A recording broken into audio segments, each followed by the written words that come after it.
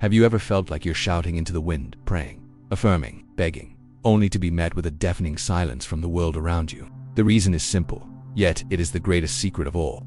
You've been using the wrong language. The creative power of the universe, that which you call God, or consciousness, or the lit, does not understand your words of pleading. It does not respond to your logic. It understands only one language, the native tongue of reality itself, vibration, feeling. That is the dialect of creation.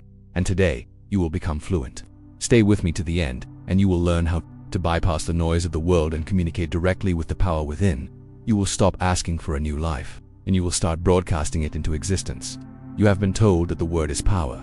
You have been taught to speak, to affirm, to declare. But what if the word isn't something you say with your lips? What if it's something you feel with your entire being? Oh, it is. The true word is a current, a silent frequency, a vibration that emanates from the center of your consciousness. This is the secret they never told you. Your imagination is not a fantasy.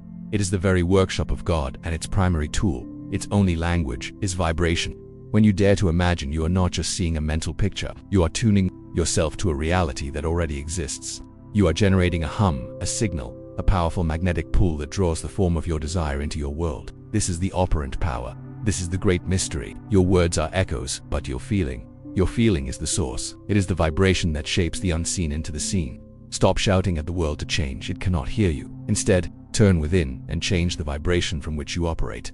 That is the beginning of all miracles, but that's only the surface. Let's go deeper. Imagination and vibration are not two separate things. They are one, a single, indivisible, creative force. You cannot have one without the other. To imagine is to vibrate. To vibrate is to imagine. Think of it this way: every possible reality, every desire fulfilled, every state of being already exists as a unique vibrational pattern within the infinite mind, within your own consciousness. Your role is not to struggle, to build, or to force creation. Your divine role is simply to select. And how do you select? By embodying the vibration of the state you desire. Don't just think of success. Feel what it is to be successful now. Feel the quiet confidence, the ease, the satisfaction. That feeling is a specific vibrational signature. When you sustain that feeling, you are no longer the person who wants it. You have become the person who has it. You have shifted your place in the infinite I am. You are broadcasting a new signal, and your world, by law, must rearrange itself to show you what you have become. This is why your spoken affirmations have so often failed. You have been trying to convince your mind with words while your body and soul vibrate with the feeling of lack. You say, I am wealthy, but you feel the anxiety of bills piling up. You affirm, I am healthy, but you feel the fear of the symptom. The subconscious, the womb of creation, does not understand your spoken language. It understands only the language of being, the language of vibration and feeling. It is utterly impersonal. It accepts as true whatever you impress upon it with conviction. Your feeling state is that conviction. It is the seal of authenticity that your deeper mind accepts without question. Stop trying to argue with reality. You will lose every time. Instead, ignore the evidence of your senses. Dare to feel the reality you choose. Dare to clothe yourself in the vibration of your answered prayer. This is the key. Feeling is the key that unlocks the door to any reality you can conceive. Here's what changes everything. You are not a little being, separate from the world, sending out vibrations into a void. You are the very source of it all. Your consciousness, your I am, is the one and only reality. There is no outside.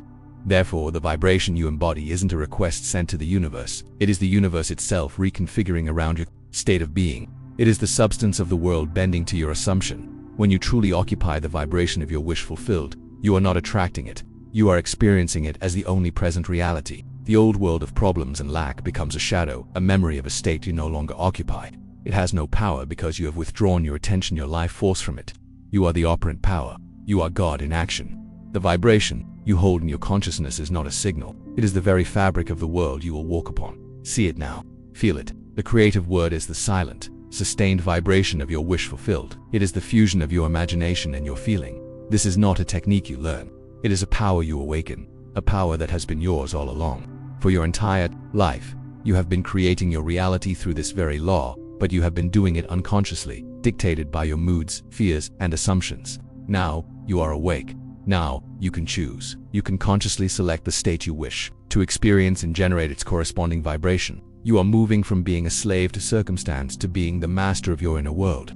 This singular, awesome power of creation is your own wonderful human imagination, and the feeling you generate is the switch that turns that power on. Okay, here is the second block based on the topic, feeling as the language of creation.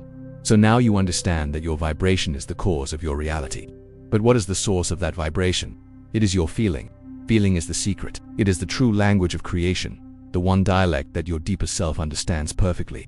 You can paint the most vivid pictures in your imagination, but if they are devoid of emotion, they are lifeless canvases. They are impotent. What is the feeling that breathes life into them? It is the feeling that makes them real in the inner world. When you imagine your desire and allow yourself to truly feel the joy, the relief, the gratitude of it being already yours, you are performing the highest form of prayer. You are not asking, you are giving thanks. You are saying amen not with your mouth, but with your entire being. This emotional state, this inner conviction, is the language that communicates your desire directly to the heart of creation. It doesn't need translation. It is universally understood by the one consciousness that you are. When you imagine, you are generating a specific vibrational frequency. This is not a metaphor, it is a spiritual fact. Every emotion carries its own unique signature. The feeling of desperation has a chaotic low-frequency vibration. The feeling of peace, of accomplishment, of love, these have a coherent high-frequency vibration. When you enter a state of imagination and clothe yourself in the feeling of your wish fulfilled, you are becoming a tuning fork for that reality. You begin to resonate with it. And by the law of resonance, that which is vibrating at the same frequency must be drawn together. The universe doesn't judge whether you deserve your desire. It is impersonal.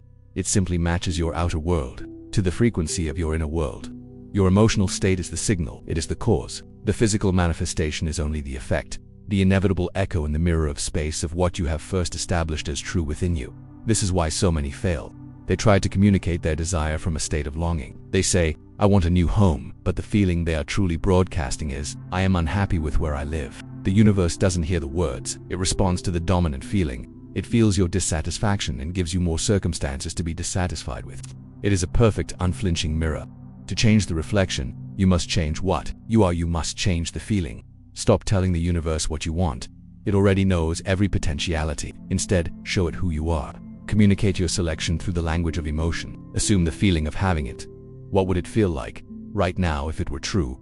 Feel that. Inhabit it. Let it permeate every cell of your body. That feeling is the only message that is ever received. But this isn't about a fleeting moment. With an intense emotion, it's about changing your dwelling place. It's about making the feeling of your wish fulfilled your new home, your natural state. You must live from this feeling, not just visit it. How would you think if you were already the person you desired to be? How would you walk? How would you speak? You would move with a quiet confidence, a sense of course. The desire would no longer be a burning obsession, but a calm, settled fact in your consciousness.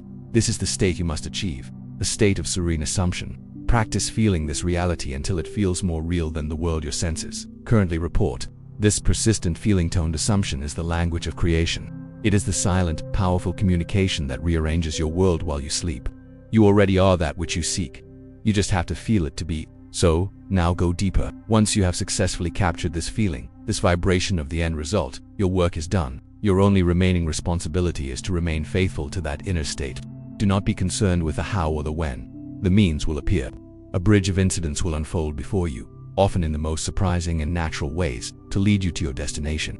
People will say or do things, doors will open, opportunities will arise that you could not have planned or foreseen. This is the universe responding to the language you have spoken, the language of feeling. To look for the means is to introduce doubt, it is to return to the old state of uncertainty. Your job is not to build the bridge, but to stand firm on the other side, in the feeling of your wish fulfilled, and allow the bridge to be built for you. This law is ancient, absolute, and has been woven into the mystical stories of all time. Okay, here is the third block. Based on the topic biblical interpretations of imagination, you have been taught to read the great scriptures of the world as history, as the stories of men and women who lived long ago. But now, I tell you a greater truth. The Bible is not a history book. It is a profound psychological drama that takes place entirely within the mind of man, within your mind. Every character, every story, every miracle is a parable for the laws of consciousness. David is not a boy who slayed a giant. He is your faith conquering your seemingly giant problem. Noah is not a man who built an ark. He is you, saving your chosen ideas, the animals, by floating above the deluge of doubt in the ark of your focused awareness. These are not tales of the past. They are living blueprints for your present. They are a manual for the use of the one true power that exists, your own wonderful human imagination. When you start to read it this way, the book becomes alive with meaning, and you discover that you are the central character in every story. Think of Moses at the burning bush. Here is a man representing the awakened aspect of you who has become aware of his enslavement in the land of Egypt, his current state of limitation. He is drawn to a phenomenal sight, a bush that burns with fire but is not consumed. This is not a story about botany. This is a perfect metaphor for your creative imagination. The bush is a desire, a clear, definite aim. The fire is your focused attention, your feeling, your vibration. When you place your attention upon a state, you set it ablaze with a fire of your own consciousness. And the voice that speaks from the fire, it declares, I am that I am. It is the voice of God, which is your own awareness of being. It is pure energy, pure vibration. It is telling you that whatever you attach I am to, you become. The bush burns but is not consumed because the ideal, once imagined, exists eternally. The fire is the feeling that brings it forth into your world. So, you see, God appears in this story not as a king on a throne, but as pure, living energy, as vibration, as the fire of your own focused mind. When you are truly consumed with the feeling of your wish fulfilled, when you are set ablaze with the absolute conviction that you are what you desire to be, you are standing on holy ground, you are in the presence of the burning bush. Your desire is no longer a distant wish, it is a present fiery reality within you. Your imagination, when fired with the emotion of fulfillment, becomes the voice of God speaking to you, commanding you to lead yourself out of the desert of lack and into the promised land of your fulfilled desire. This is how God, your own I am, appears to you as the all-consuming feeling of the state you have dared to assume. This is the divine fire that creates worlds. Now consider another story, Joshua and the walls of Jericho. Jericho represents your problem. Its walls seem high, thick, and impenetrable. They are the facts, the reasons, the arguments of the logical world that say your desire is impossible. What was the divine instruction? Not to attack the walls with force, not to ram them down. No, the instruction was to march around them for 7 days and, on the final day, to shout with faith. The marching is the mystical act of circling your problem with your attention, not focused on the problem itself, but on the feeling of your wish fulfilled. It is the persistent, disciplined return to your assumption. The 7 days represent a spiritual cycle of completion, a Sabbath. The feeling of it is finished. The final shout, that is the explosion of conviction, the joyous knowing that the inner work is done. And what happens? The walls crumble. They fall from within, not from without, because the vibrational structure of the problem has been dissolved by the sustained vibration of your faith. These parables are not for your entertainment. They are for your instruction. They are timeless formulas for you to apply, right here, right now. The entire drama of the scriptures unfolds within your soul. You are the sleeping Adam who must awaken. You are the blind man who must say, I want to see, and anoint your own eyes with the clay of your imagination. You are the Lazarus who is trapped in the tomb of your current limitations, waiting for the voice of your I am to call you forth into a new life. Every story points to the same singular truth. The kingdom of heaven is within you. The power that created the universe is not outside of you. It is your very consciousness. These are not just stories. They are practical, spiritual blueprints for using your divine power to change your world from the inside out. Okay, here is the fourth block, based on the topic, practical application and core principles. Let us bring this heavenly principle down to earth. A woman desires a new home. The world tells her to work harder, save more, worry about the market. But she has learned the law. So, instead of struggling in the outer world, she goes to work in the inner world. Every night, in her imagination, she does not look at the house she wants, she looks from it. She stands at its window and looks out at the garden. She feels the texture of the kitchen counter under her hands. She walks from room to room feeling the quiet joy of ownership. She falls asleep in her current unwanted apartment while truly feeling, that she is sleeping in her new, wonderful home. She is not creating the house, she is occupying it in consciousness. If she is generating the vibration of homeowner, and the world, which is only a mirror, has no choice but to bring her the house that matches her inner state. Consider a man who wants to expand his business. His senses report slow sales and tough competition. If he lives by the outer world alone, he will feel fear and desperation, thereby creating more lack. But he knows the secret. He goes quiet. In his mind's eye, he sees his office not as it is, but as he desires it to be. He sees it bustling with activity. He hears the phones ringing with new orders. He feels the weight of a ledger filled with profitable accounts. He feels the handshake of a new major client and hears the words, "We're delighted to work with you." He doesn't ask how this will happen. He simply lives in the emotional state of it having already happened. He walks through his day with the underlying feeling of a successful, expanding enterprise. He has changed his vibrational signature, and so, customers, opportunities, and ideas must now conform to his new state of being. Or think of the one who desires to be a celebrated artist. The world says, you need training, connections, luck. These are the giants in the land of Canaan. But the student of this principle ignores those giants. In her imagination, she is not a striving artist. She is a celebrated one. She feels the thrill of seeing her paintings hanging in a beautiful gallery. She sees the little red dots that mean sold next to her work. She hears the quiet murmur of appreciation from onlookers. She feels the profound satisfaction of her unique vision being recognized and valued. By persistently occupying this state in her imagination, she becomes the person who is a successful artist first. The outer world of gallery owners and buyers then simply plays its part, discovering the artist she has already become within herself. The fame is not the cause of the feeling. The feeling is the cause of the fame. Here is the core principle that governs all of these examples. Your imagination is God in action. It is the one and only creative power. There is no other. When you are absorbed in a vivid, feeling-toned imaginal act, you are not just daydreaming, you are participating in the act of creation itself. The imaginal state is not a blueprint for a future reality. It is that reality in its embryonic, energetic form. The physical manifestation is simply the final stage of a process that was already completed within you. You are not making something happen out there. You are allowing what is already finished in your imagination to project itself onto the screen of space. This is the ultimate operant power. You are the director, the author, and the actor of your own life's play, so you must understand this and never forget it. Changing your internal vibrational state is not a prelude to change. It is the change. The outer world is not solid and fixed. It is fluid and responsive. It is your servant. It must conform to your inner state. A mirror has no opinion. It can only reflect what is placed before it. Your consciousness, your state of being, is the object being reflected. When you change your feeling, your assumption, you have changed yourself. The world must then reflect that change. It has no choice.